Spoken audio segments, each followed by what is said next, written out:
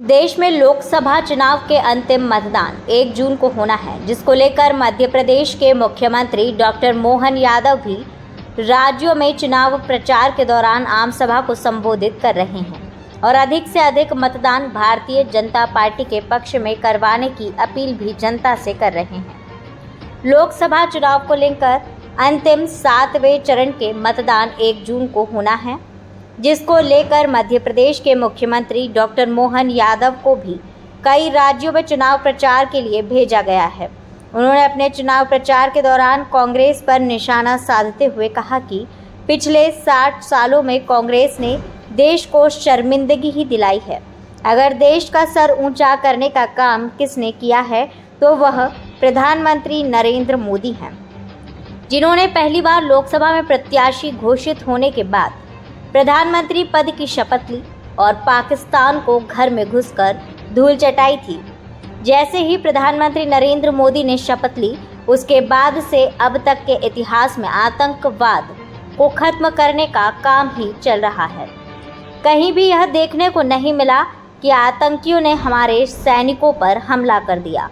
कांग्रेस पर निशाना साधते हुए उन्होंने लोकसभा चुनाव में 1 जून को होने वाले मतदान के दौरान अधिक से अधिक अपने मत का प्रयोग भारतीय जनता पार्टी के पक्ष में करने की बात कही है।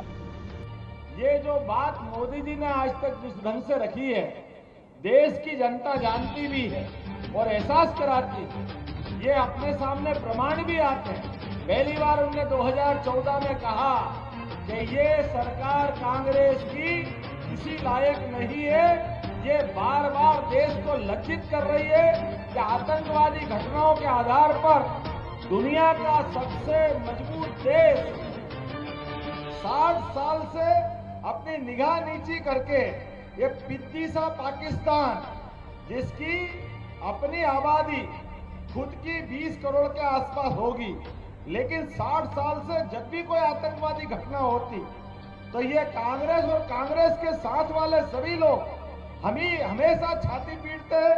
हम क्या करें, पाकिस्तान आतंकवाद करता है, इनके आतंकवादी आते हैं इसलिए बम फोड़ जाते हैं, विभिन्न बम हो जाती है, साइकिल बम फूट जाते हैं, रेलवे स्टेशन, बस स्टैंड और तो सिनेमा घर, पूरा देश आतंक में डूबा था।